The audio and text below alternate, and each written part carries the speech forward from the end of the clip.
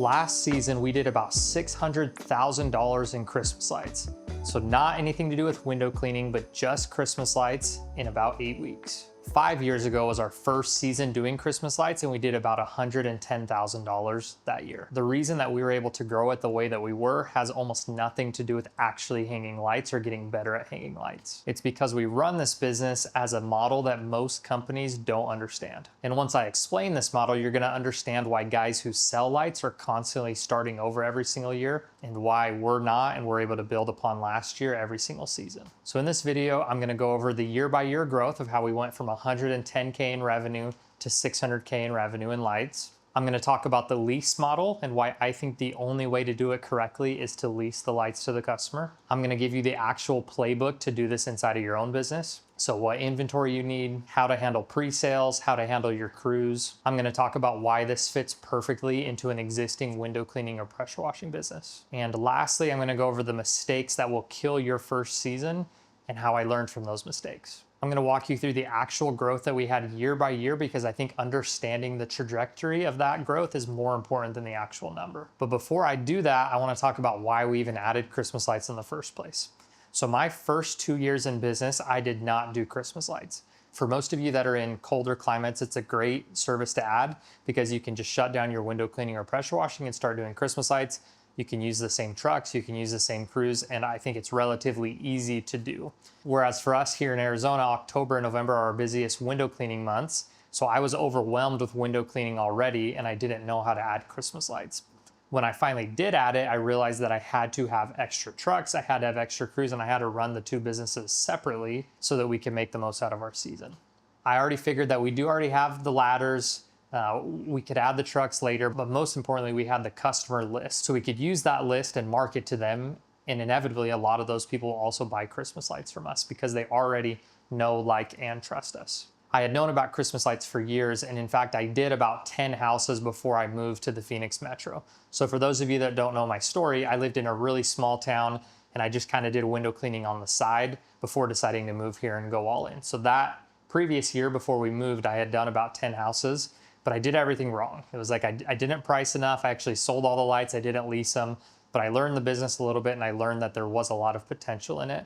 So it's something that I always knew that we needed to do, but I just hadn't added it into my business yet. So all of that being said, year one, we did 110K in revenue. That year, we just ran one truck with 2 people on the truck, and we started way too late. So that's one of the mistakes we made, is I don't think we did any installs until the very end of October. Whereas now we're able to do over 100 grand in installs in September, which I'm going to talk a little bit more later in this video. Year 2, we did 380K in revenue. And so we had this huge jump. Around this time, we started early enough, so we actually had the capacity to have a long season. We got a lot of our first year customers to rebook, and then we really started to dial in our marketing levers. Year 3, we did about 520K, so we had good growth again. Year 4, we did about 560, and then year 5, which was last season, we did 600K. The thing that I found over the years is once you get over like 400 or 500K, we're usually having 75 to 80% of our people repeat. So it begins to be hard to really start growing by huge leaps and bounds because you're losing a lot of customers and then you go and acquire more. But the beauty of it is with the lease model, once we own all the material, when those lights go back out on the same houses over and over, it's extremely profitable. So that first year, we ended up installing on about 100 homes. And I remember being super overwhelmed by having to purchase inventory and like learning the sales process, learning how to sell these things. But I did like that the average ticket was over $1,000, and I knew that we could make really good money in it. One mistake I see a lot of people make is they'll go and do 80 to 100 grand their first year, and they'll only profit like 20 or 25%, and then they'll quit Christmas lights because they're like, yeah, it's not really worth it. Really, the money in Christmas lights, especially with the lease model, is on the repeat work. So my advice to you would be, if you're thinking about getting into Christmas lights, just get your feet wet in it and get as much done your first year as possible. Don't worry too much about making a ton of profit, because that profit is going to come back to you as those lights go back up.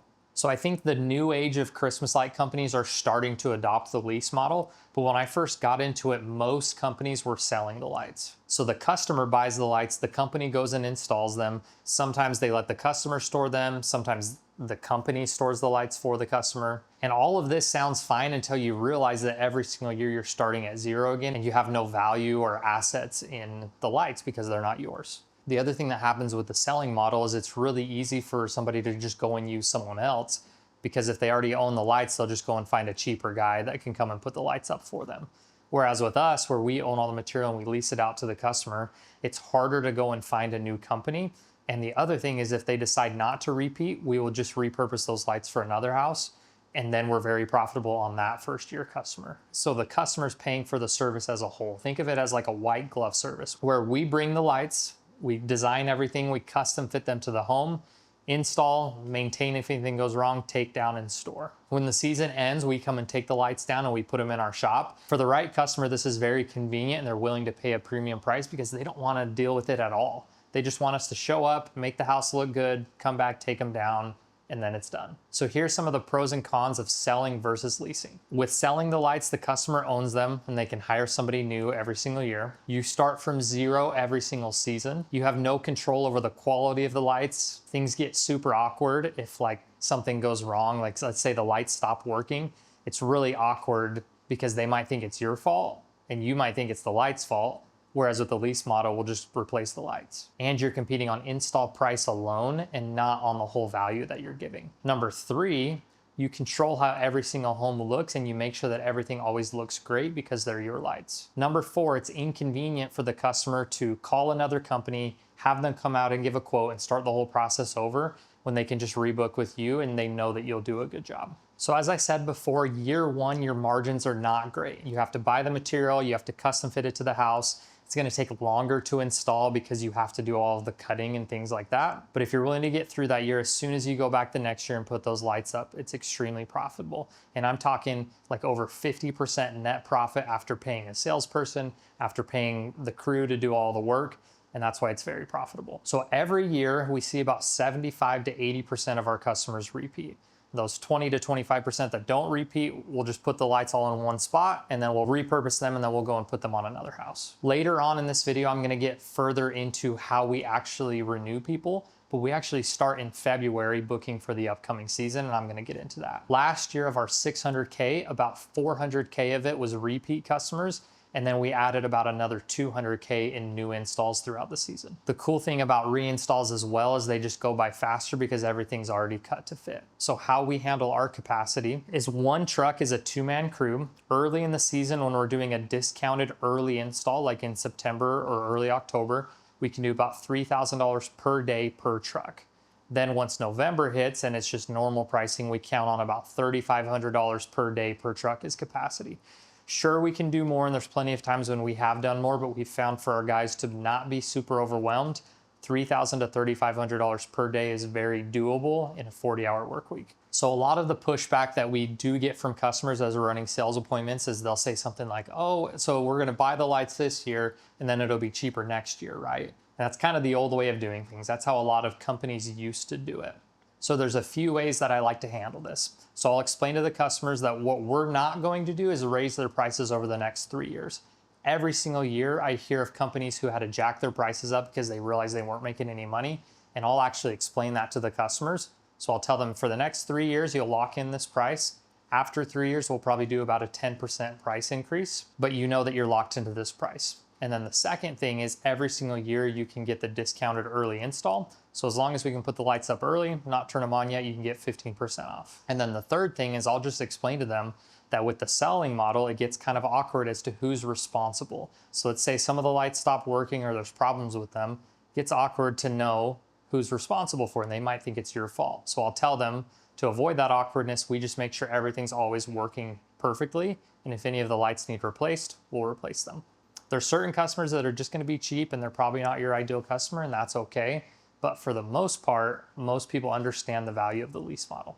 So let's talk about how you actually run a business like this. Because the Christmas light business is basically a whole business that's condensed down to like 8 to 10 weeks. And if you're not ready and prepared before it starts, then you've already lost. And I promise you, the season is gonna come and go so quickly and you'll be wishing you were back in the season. The single biggest mistake I see in this business is people waiting until November to sell. It's the middle of August right now, and we're already running Facebook ads, and we've already rebooked over $200,000 worth of our past year's clients. Now, I'm not saying if this is your first year, you should start running ads right now, but the beauty of the Christmas light business is as you start rebooking people and you collect a ton of deposits like we do every year, you can then spend some of that money on marketing. So as of mid-August right now, we've collected over $100,000 in deposits, which we just turn around and spend a portion of that on marketing to get new customers early. We actually start reselling to our customers in February, and then we'll turn on ads in August and slowly ramp up the spend on the ads. So how our rebooking looks is in February, we reach out offering monthly payment plans. So we'll basically allow them to break their payments down into 9 or 10 months and pay throughout the year. So this is really helpful for people who it's like a big stretch for them to afford Christmas lights. They can break down those payments. And then we won't do any outreach until May. In May, we offer a one-time deal to pay us in full and get 20% off. So basically take their normal price, take 20% off of that, and if they just pay us full now, we'll give them that discount. The reason we do this is it helps with our cash flow, and there's people who just want to save that little bit of extra money even if they're paying really early. After the May outreach, our main push starts in July. So early July, we'll send out our first text. And in that text, we're offering early installs for September. Shortly after this, we'll start calling our whole customer list. And then a couple weeks later, we'll send another text. By August, we'll send 3 or 4 texts. By September, we'll send 4 texts. By October, we're texting every few days. And by November, we start to get pretty aggressive because we're just telling them like, hey, we kind of need to know if you're gonna do it or not, because if not, we're gonna use the lights elsewhere. How our discounts look is we do 15% off from mid-September through early October, and we do 10% off through the end of October. So this would look like the 3rd week of September through the end of the 1st week of October is 15% off. Once that's over with, we do 10% off through the end of October. And then once November hits, it's just normal pricing. This works out pretty well because in September, it's hard to create urgency around Christmas lights. But if you have a deadline for a discount, then you can create urgency. Once November hits, there's really no need to create urgency because there's built-in urgency with the holidays. I think I mentioned this before, but we do a 50% deposit for anybody to get on our schedule. Now, there's been years where somebody's been like, oh, I don't really like doing deposits. I got screwed by a company before. Is it okay if I just don't do the deposit? And my answer to that is no. We've done it before, and always those customers have been so difficult. Plenty of times, I don't want to say plenty of times, but a few times, we have done this for customers, been like, yeah, it's fine, you can just pay us when we're done, and then we never end up getting paid by them, which sucks because then we got to go take the lights down and they never get paid. Now, with commercial work, it's a little bit different. Some commercial people just won't pay the deposit, but typically they're going to be very more professional, and I've never not been paid on commercial work. I mentioned earlier that we offer our February payment plans. We'll do the same thing in July where they can do the discounted early install for September, and they can split their payments over 4 months. The thing with payment plans is it's really helpful for some of these customers, and a lot of people will decide to do it, but you want to make sure that they're all paid for by October. What you don't want is to not be paid in full, like going into November or December. So just make sure they're all paid in October. Around August or early September, we'll start remarketing to our customer list. So this is to our window cleaning customers that have not purchased Christmas lights before, and we'll market to them through text and through email. The cool thing is once you start getting busier and busier and you build up a bigger Christmas light business, it's easier to create urgency because your schedule will fill every year. And then when you're telling customers that your schedule is going to fill, you're actually telling the truth. The really cool thing with the early installs is sure, we're doing it at a discounted rate and we're not making as much profit, but it extends our season. So rather than having like a 4 or 5 week season, we have a 10-week season. And then we have all of the capacity open in November for new installs when the demand is really there. So ideally, if we can get 80 to 90% of our customers rebooked and installed in September and October, it'll set us up for a really good November with new installs. The second thing I want to talk about is inventory. And yes, this is the part that scares a lot of people. A lot of people come to me with this and they're like, hey, I want to start Christmas lights, but the problem is like, I don't have any money.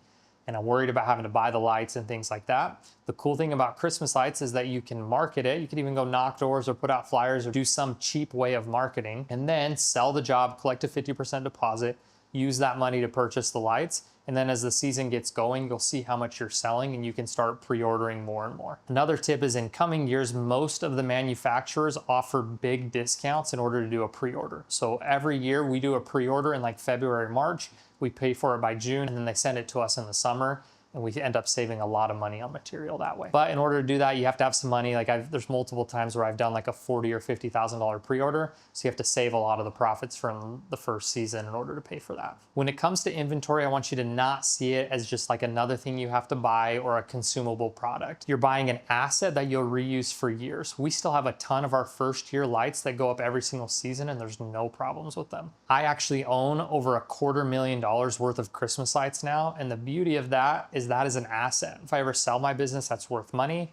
But more importantly, every single year as those lights go back out, they go out very profitably. In year one, if you're literally selling the job, buying the inventory, installing it on every single job, that's okay. Like just do what you can with the cash that you have. Another thing to keep in mind is storage. So we have a warehouse where we keep all of our lights, but your first year, you may not have a warehouse yet. So you may need to rent a storage unit or something like that, or just have somewhere where you can put the lights. So just keep that in mind as you're pricing it or as you're spending money that you're going to have to pay for that throughout the year. Another thing that I will encourage you to do is never, ever, ever buy from the box stores. Don't buy from Walmart, don't buy from Home Depot. You wanna get only commercial grade lights. I'm not paid to say this, but the company we use is Lights at Wholesale. They're out of Utah, they're awesome, and we've always loved them. Number 3, is pricing. So for us, our average ticket is $1,200. I have a lot of friends in the industry that have higher average tickets than us, but what we've decided to do is have a lower minimum. I would encourage you to have a minimum of something. Ours is $550. A lot of my friends do $1,000, and that means that they just turn away a lot of small jobs. But for us, we do a lot of these $550 jobs, and they're 1-story front roof lines. They're like 70 feet. They take like 30 minutes to do, and I'll take as many of those as we can get. Pricing is built on a few things, mostly pricing by the linear foot. Sometimes you have to take into account difficulties and roof pitches and things like that. But for the most part on roof lines, we're at like $7 to $8 a foot. As far as mini lights go, so for tree trunk wraps, bushes, etc., we charge $35 a strand. As far as renewals go, they have the same base price every single year. But like I said before, they can do their discounted early install. So we'll take their base price, and then they can get 15% off of that to install early. But you wanna make sure you're always discounting off of the base price and that you're not discounting off of the already discounted price next year. You have to charge a premium amount for Christmas lights. The season is very short, inventory is high, workers' comp is high, like you'll have a lot of expenses, so you have to charge a premium price. Don't be the guy that's competing and going like $3 or $4 a foot just to keep up with the handyman. You have to charge more than that in order for it to be worth it. And as I said before, the season only comes around once per year, so you have to make the most amount of money that you possibly can in that short season. So that's one of the biggest pieces of advice that I would give you, is to do not underprice your first year. I know for us, our first year, I did not charge enough, and that ended up biting us. We should have ended up doing the same amount of houses and done like 150 or 160 grand, but we didn't because our pricing was too low. Number 4 is cruising capacity. So this past season, we ran 4 2-man trucks. And as I said before, capacity is anywhere from $3,000 to $3,500 per day, depending on if it's an early install or not. A good general rule of thumb for us is that we book Christmas lights for $500 per hour for those 2-man crews. So if a job is $3,000, we're gonna book it for a 6-hour install. And then when you take down lights in January, a good rule of thumb is you can take down 3 times as much as you can install in a day. So if you can install 3,000 to 3,500 in a day, you should be able to take down like 9 to 10 grand in a day.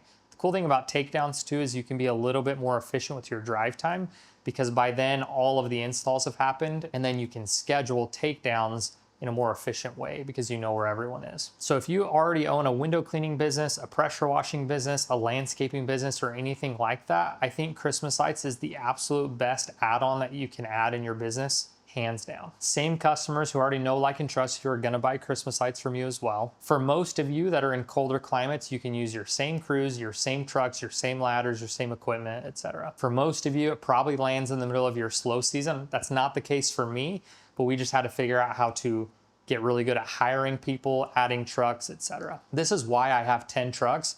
We don't have 10 trucks running every single day, but during Christmas light season, we need all of them, so that's why we have them. It keeps your best people employed year round, and this is one of the most important pieces, that you're able to keep your best guys around and they just transition to Christmas lights. The cool thing about this for us is it allows October and November to be massive months for us. Last year, we did over $300,000 in October, and then we did it again in November between window cleaning and Christmas lights. because all of those 10 trucks are out and working every single day. So there you have it. That's how we got from 110K to 600K in just 5 seasons. It wasn't a hack, it wasn't luck, it was just picking the right business model and going all in on it. So if you're running a home service business and your winters are slow, this is the highest leverage thing that you could add. But if you're going to do it, decide now, not in November, because if you wait until November, you will not have a good season. Stop selling just one season at a time. Build the customer list that comes back year after year. Anybody can hang lights, but I encourage you to build a model that compounds so you can make more profit every single year. So that's all I have for you guys. If you like this video, please give it a like, give it a comment, and hit that subscribe button.